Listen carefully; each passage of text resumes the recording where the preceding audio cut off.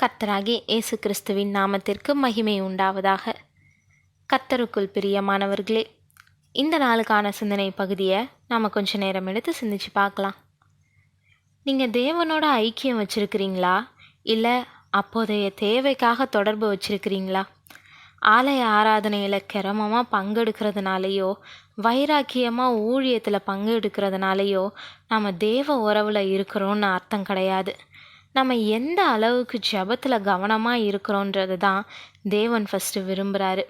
நம்ம ஜெபிக்கிறப்போ கிறிஸ்தவ ஒழுங்குக்காகவோ கடமைக்காகவோ அதை செய்யலாம்.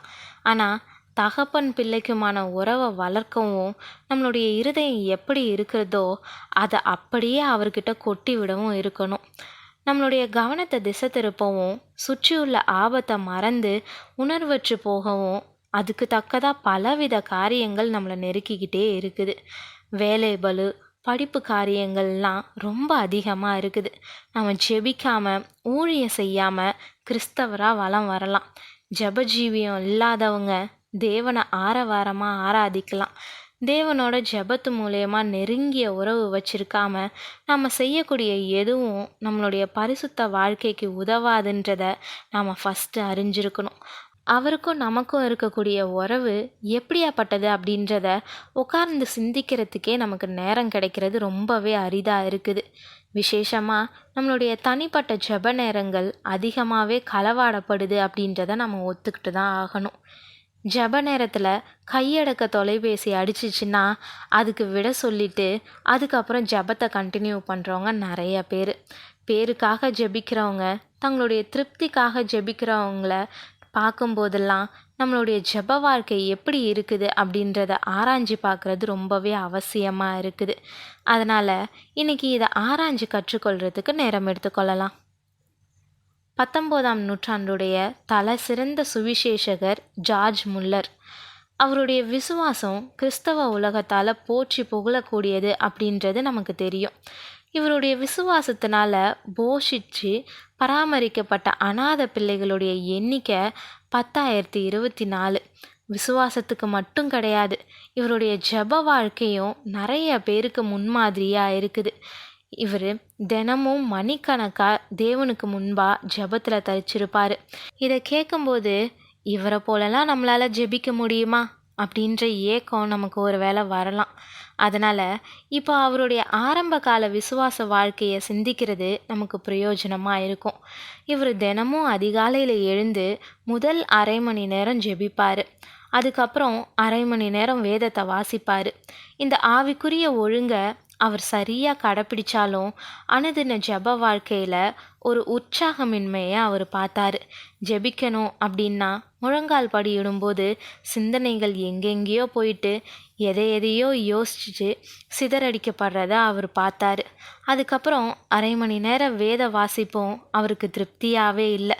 இதில் சோர்ந்து போன முல்லர் தன்னுடைய ஜெப வாழ்க்கையில் சில மாற்றங்களை செய்ய திட்டமிட்டார். ஃபஸ்ட்டு ஒரு சின்ன ஜெபம் செஞ்சார். அதில் வேத தியானத்திலேயே தேவன் தன்னோட பேசணும் அப்படின்னும் வேதத்தில் அதிசயங்களை காணும்படி இருதயத்தினுடைய கண்களை திறந்தரணும்னு ஒரு சின்ன ஜெபத்தை செஞ்சுட்டு முதல் அரை மணி நேரம் வேதத்தை தியானிப்பார். அதுக்கப்புறம் தியானித்த காரியத்தை வச்சு அடுத்த அரை மணி நேரம் ஜெபிப்பார்.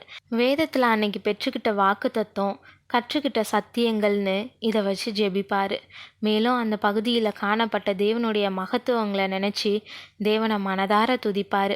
இப்போ அவருடைய ஜெப வேலை ரொம்ப ஆழமானதாக அர்த்தமுள்ளதாக மாறினதை அவர் பார்த்தாரு.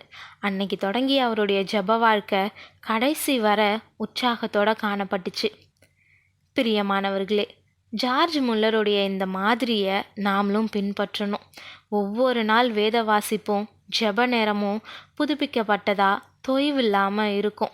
இப்படி இருக்கிற பட்சத்தில் நாமளும் முல்லரை போல ஒரு விசுவாச வீரராக மாறலாம். தேவனோட உறவாக இருக்கிறதுக்கு வழி ஜெபந்தான். அருந்து போன உறவை நம்மளுடைய ஆண்டவராகிய இயேசு கிறிஸ்துவின் மூலயமா நம்ம மறுபடியும் பெற்றுக்கிட்டோம். அந்த உறவு எப்படி இருக்கணும் அப்படின்றத தன்னுடைய வாழ்க்கை மூலயமாவே அவர் நமக்கு காட்டி இருக்கிறாரு.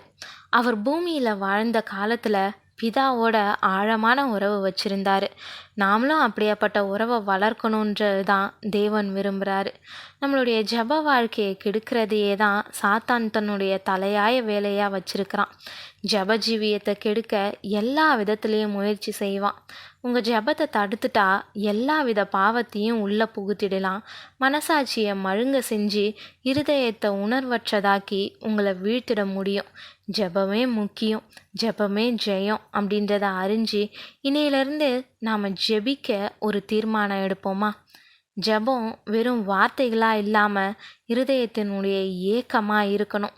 அப்படியாப்பட்ட ஜெபம் உயிருள்ளதாகவும் சிறு பாவம் இருதயத்தில் நுழைஞ்சாலும் அதை உணர்த்துவதாகவும் தேவனோடு உள்ள உறவை கட்டி எழுப்புவதாகவும் இருக்கும். வேதத்தில் தன்னுடைய ஜெபத்துக்காக பாராட்டு பெற்றவன் தானியேல். அவனை குறித்து வாசிக்கும்போது, தானியேலோ வென்றால் தினம் 3 வேளையும் தன் தேவனுக்கு முன்பாக முழங்காற்படியிட்டு ஜெபம் பண்ணி ஸ்தோத்திரம் செலுத்தினான்னு தானியேல் 6:10 வாசிக்கிறோம். ஆம் பிரியமானவர்களே, ஜெபமே ஒருத்தனை தேவ உறவில் வளர செஞ்சு அவருக்கு பிரியமானவர்களாக நிலைநிற்க செய்யும். ஜெபமே நம்மளுடைய உயிர் மூச்சாக இருக்கட்டும். ஜெபமே நம் ஜீவனாக மாறட்டும். தேவன் தாமே உங்களுக்கு கிருபையும் தயையும் செய்வாராக. ஆமீன்.